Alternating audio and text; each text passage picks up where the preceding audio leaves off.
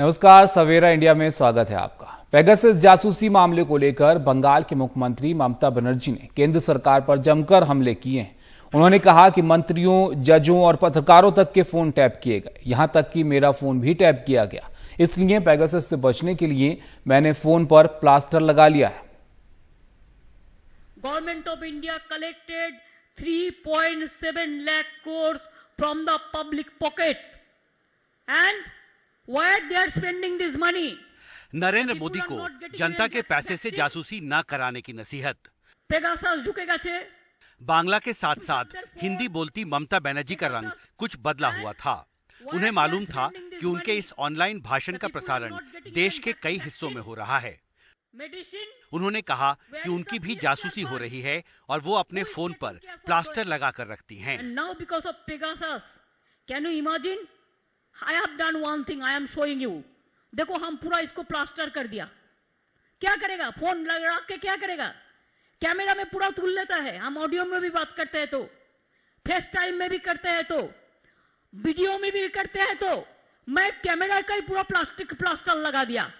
एक government of India को भी प्लास्टर लगाना चाहिए, नहीं तो देश बर्बाद हो जाएगा, देश को बर्बादी हो जाएगा।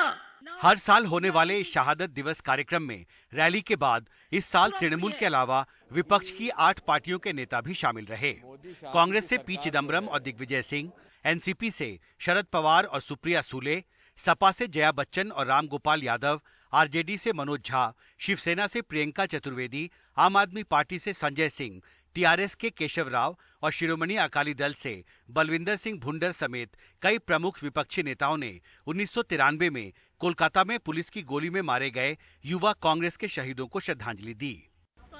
राजनीतिक गलियारों में ममता बनर्जी के भाषण को आने वाले दिनों में राष्ट्रीय राजनीति में ममता की सक्रिय भूमिका के तौर पर देखा जा रहा है।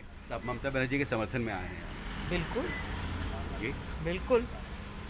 क्या आपको लगता है कि राष्ट्रीय राजनीति में भी ममता बनर्जी को सक्रिय होना चाहिए? क्यों नहीं, क्यों नहीं। मैं तो चाहूंगी कि कोई महिला आए।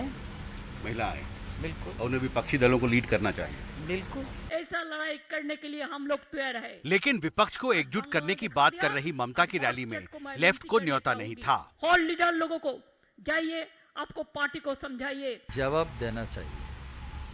क्यों? हालांकि पेगासस जासूसी मामले में लेफ्ट ने भी हाई लेवल इंक्वायरी की मांग की है। फ्रांस में प्रोब ऑर्डर किया, इधर प्रोब नहीं एक्सेप्ट कर रहा हमारा सरकार। क्यों? अपोजिशन पार्टीज का डिमांड है यह थरो प्रोब होना चाहिए, मॉनिटर्ड बाय सुप्रीम कोर्ट जज या जेपीसी। इस स्कैंडल को छोड़ना नहीं। फिलहाल ममता बनर्जी 25 जुलाई को मुख्यमंत्री फिर से बनने के बाद पहली बार दिल्ली आ रही हैं। वो चाहती हैं कि 27 जुलाई या 28 या 29 जुलाई को विपक्ष के नेताओं की बैठक दिल्ली में हो।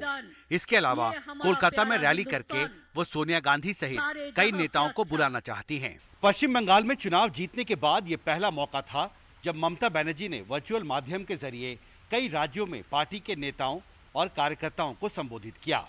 ममता बनर्जी चाहती हैं कि 2024 के लोकसभा चुनावों से पहले विपक्ष को एकजुट होना चाहिए और उन्होंने अपने भाषण में ये साफ संकेत दिया है कि आने वाले दिनों में वो राष्ट्रीय राजनीति में सक्रिय भूमिका निभाने वाली हैं। दिल्ली से राकेश सिंह के साथ हिमांशु शेखर, एनडीटीवी इंडिया।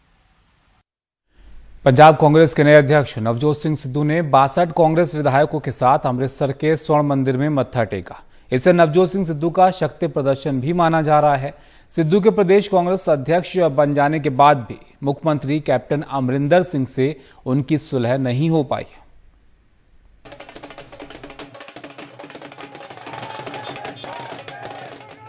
बुधवार को अमृतसर के स्वर्ण मंदिर पहुंचे नवजोत सिंह सिद्धू। 2 दिन से समर्थन जुटाने के लिए वो राज्य का दौरा कर रहे हैं। शुक्रवार को चंडीगढ़ में उन्हें औपचारिक तौर पर पंजाब प्रदेश कांग्रेस अध्यक्ष की कमान संभालनी है। सिद्धू कैंप ने दावा किया कि बुधवार के शक्ति प्रदर्शन में पंजाब के 77 में से 60 कांग्रेस विधायक शामिल हुए। बावजूद इसके कि मुख्यमंत्री ने साफ कह दिया है कि सिद्धू के माफी मांगे बिना वो उनसे नहीं मिलेंगे। मुख्यमंत्री के मीडिया सलाहकार के ट्वीट के मुताबिक कैप्टन अमरिंदर सिंह से सिद्धू के समय मांगने की खबरें पूरी तरह से झूठी हैं। कोई समय नहीं मांगा गया है।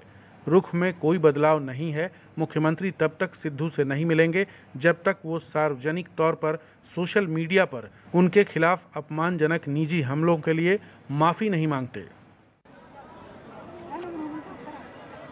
जिन 60 विधायकों ने सिद्धू का स्वागत किया, उनमें से कई पंजाब के मुख्यमंत्री के करीबी माने जाते थे।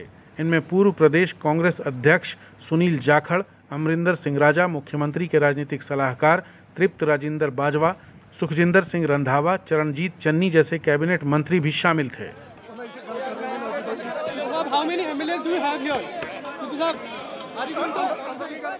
सिद्धू और कैप्टन दोनों ने चुप्पी साध रखी है, लेकिन उनकी ओर से दूसरे नेता बोल रहे हैं। सिद्धू के पुराने समर्थक रहे विधायक प्रगट सिंह ने उल्टे मुख्यमंत्री से माफी की मांग कर दी। माफी किस काम दी? माफी मेरे कहने का मतलब पब्लिक इशू नहीं है। मैं तो फिर इत्थों तक भी कहा सीगा भी कैप्टन अमरिंदर सिंह नूं, क्योंकि असी इशूज नहीं सॉल्व कीते, ते कैप्टन अमरिंदर सिंह नूं पंजाब दे लोकां कोलों माफी मंगनी चाहिए है। कई वरिष्ठ नेताओं ने मुख्यमंत्री से सिद्धू के माफी मांगने की संभावना को खारिज कर दिया। वो सरकारी व्यक्ति है, वो पार्टी का कोई ऑफिस बेरर नहीं। All is well in Congress. आगे आने वाले दिनों में डिफरेंस ऑफ ओपिनियन होना कोई बुरी बात नहीं है। ये डेमोक्रेटिक सेटअप है। डेमोक्रेसी में डिफरेंस ऑफ ओपिनियन रहता है। मैं समझता हूँ कि ये ना केवल कांग्रेस पार्टी में, हर जगह इतना थोड़ा चलता है। पार्टियों में ऐसी बात चलती है, लेकिन ऐसी कोई चीज नहीं है जो ठीक नहीं हो सकती। और आने वाले दिनों में आप देखेंगे कि तमाम लोग एक ही प्लेटफॉर्म पर आकर पंजाब के लोगों की लड़ाई लड़ें। इस बीच बीजेपी सिद्धू और कैप्टन पर चुटकी ले रही है। आरपी सिंह ने ट्वीट कर कहा, सिद्धू के 62 बनाम कैप्टन के 15। इशारा 10 लोगों की उस चिट्ठी की ओर है जिसमें आला कमान से कहा गया है कि कैप्टन को नीचा देखना न पड़े। यह चिट्ठी 18 तारीख को लिखी गई थी। पिछले 72 घंटों में ना ही कांग्रेस पार्टी हाईकमान, ना ही पंजाब के मुख्यमंत्री या फिर पंजाब की कांग्रेस अध्यक्ष द्वारा कोई भी ऐसा कदम उठाया गया जिससे कि राज्य में कांग्रेस पार्टी में गहराते संकट को दूर किया जा सके। और अगर आने वाले दिनों में हालात ऐसे ही रहे तो कांग्रेस पार्टी में किए गए बदलावों से फायदे की जगह नुकसान होता ही नजर आ रहा है।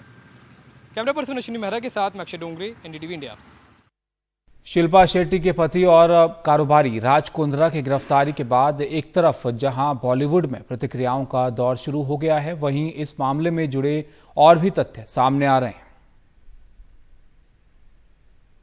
अभिनेत्री शिल्पा शेट्टी के पति और बिजनेसमैन राज कुंद्रा को अश्लील फिल्में बनाने और स्ट्रीम करने के आरोप में 23 जुलाई तक के लिए पुलिस हिरासत में भेजने के बाद जहां प्रतिक्रियाओं का सिलसिला शुरू हो गया है, वहीं इस मामले से जुड़े कुछ ऐसे लोग भी सामने आए हैं जिन्होंने खुद को वेब सीरीज के नाम पर धोखाधड़ी का शिकार बताया। जिस तरह से उमेश कामत ने या राज कुंद्रा ने जिस तरह से मुझसे डिमांड किया था वीडियो कॉल पे न्यूड ऑडिशन का, तो मैं भी डिमांड करना चाहती हूँ कि उनकी जांच हो। यूट्यूबर पुनीत कौर ने भी अपने सोशल मीडिया अकाउंट पर राज कुंद्रा द्वारा हॉटस्पॉट पर काम करने का प्रस्ताव रखने की बात कही।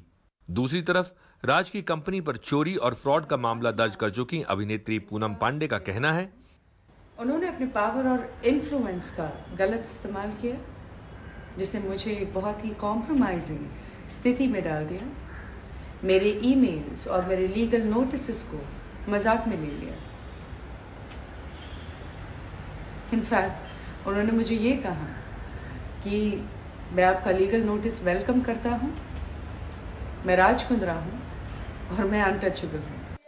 पुलिस के मुताबिक राज कुंद्रा इस अश्लील फिल्मों के कारोबार में 6 से 8 लाख रुपए प्रतिदिन कमा रहे थे और उन्हें मालूम था कि उनका ये कारोबार गैर कानूनी है। इसलिए उन्होंने इस कारोबार पर किसी भी तरह की मुश्किल आने के बाद प्लान बी की भी तैयारी कर रखी थी।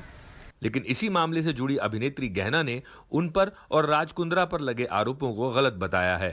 ये पूरी तरह से गलत एलिगेशंस हैं। जो एक्टर्स हैं वो खुद घर से आते हैं, ठीक है, घर से खुद आते हैं, शूट पे आते हैं, 1.5 से 2 घंटे उनका मेकअप होता है। टॉप से लेके बॉटम तक की यूनिट के पास ना स्क्रिप्ट होती है। एक्टर को स्क्रिप्ट नहीं मिलती है क्या? एक्टर इतना जीनियस होता है, आइंस्टीन की औलाद है सारे एक्टर, आर्किमिडीज है, आइंस्टीन है, आते हैं स्क्रिप्ट ऐसे देखते हैं तुरंत परफॉर्म कर जाते हैं। वाह, मतलब झूठ बोलने की भी ना इंतहा होती है। मामला कोर्ट में है, जांच चल रही है। अगले कुछ वक्त में ये मामला क्या रुख लेगा, देखना बाकी है। मुंबई से प्रशांत सिसोदिया की रिपोर्ट, एनडीटीवी इंडिया के लिए।